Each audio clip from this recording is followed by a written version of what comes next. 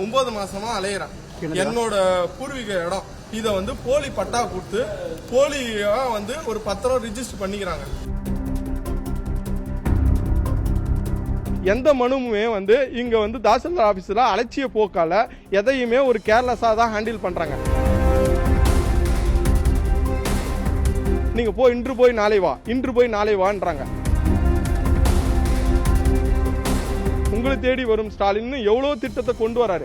எவ்வளவு திட்டத்தை கொண்டு வந்தாலும் அதிகாரியோட அலட்சிய போக்கால எல்லாமே வந்து ஒழுங்கா நடக்காது. நான் சிஎம் செல்லுக்கே வந்து பாத்தீங்கன்னா தாசில்தார் ஆபீஸ்ல வந்துருந்துன்னாங்க. நான் ட்ராக் பண்ணும்போது இன்னமும் தாசில்தார் மேடம் ஆக்ஷன் எடுக்காம இருக்கிறாங்க. அதுவும் 30 நாள் கடந்து போச்சு. அக்டோபர் மாதம் இது நடந்துக்குது. அக்டோபர் மாதம் கையெழுத்து போட்டு கொடுத்துருக்காங்க. அதுக்கான ப்ரூஃப் என்கிட்ட இருக்குது. சரி, இதெல்லாம் தெரிஞ்ச உடனே நான் என்ன பண்ணுறேன், தாலுகா ஆஃபீஸில் ஒரு மனு கொடுக்குறேன். சார், இந்த மாதிரி போலி பட்டா ஒன்று கொடுத்துருக்கீங்க, அதில் என்னோட டாக்குமெண்ட் என்னோட இடத்த பூர்வீக சொத்தில் வந்து இந்த மாதிரி பண்ணியிருக்காங்க, இப்போ போலியாக வந்திருக்காங்கன்னும் போது அவங்க அலட்சிய போக்கில் இருக்கிறாங்க. நான் இது விஷயமா நவம்பர் 2024 அலைஞ்சு நிற்கிறேன். அதுக்கப்புறம் வந்து சரி, அவங்க அலட்சிய போக்கு இருக்குன்ட்டு நான் அது சம்பந்தமா ரெவன்யூ டிபார்ட்மெண்ட்ல கொடுக்குறேன். ஏன்னா பட்டா ரத்துன்னா அவங்க கிட்ட தான் கொடுக்கணும்னு சொன்னாங்க.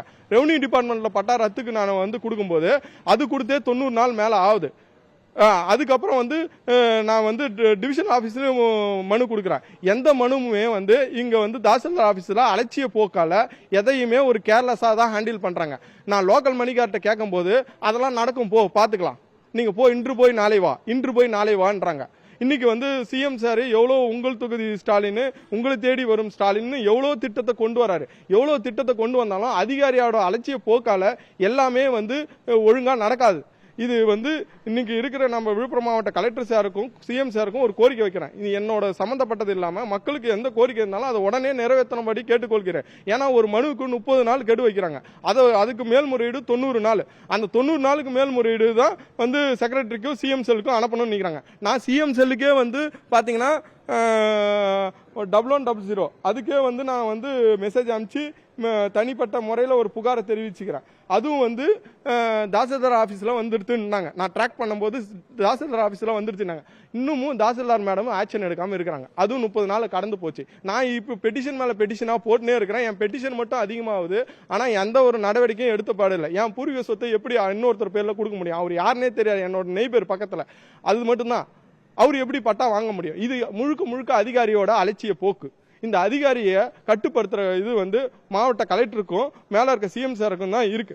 தயவு செய்து இதை கொஞ்சம் இந்த மாரிலாம் தவறு நடக்காம இருக்கிறதுக்கு நீங்க தான் அதை வந்து மனு ஆய்வு பண்ணணும். இதுக்காக நான் மனு ஆய்வும் பண்ணி குமாரகுப்பம் விஓவும் ஆய்வு பண்ணி எங்க தாத்தா பேர்ல என்னென்ன இருக்கோ எல்லா சம்பந்தப்பட்ட டாக்குமெண்ட்டும் நான் எடுத்துட்டேன். இது விஷயமா நான் மாசத்துல 3 வாரத்துக்கு ஒரு தாட்டி நான் நடந்துன்னு தான் இருக்கிறேன். நான் வெளியில வேலை செய்யறேன். அங்கிருந்து டெய்லியும் நான் வந்து இருக்க முடியாது. என்னால் லீவ் போட்டு வர முடியாது. என்னோட கோரிக்கை, என் பட்டாவை ரத்து பண்ணி மறுபடியும் என் பேர்லயே மாத்தி கொடுக்குமாறு தாழ்மையுடன் கேட்டுக்கொள்கிறேன். செய்திகளை உடனுக்குடனும் துல்லியமாகவும் தெரிந்து கொள்ள சப்ஸ்கிரைப் பண்ணுங்க.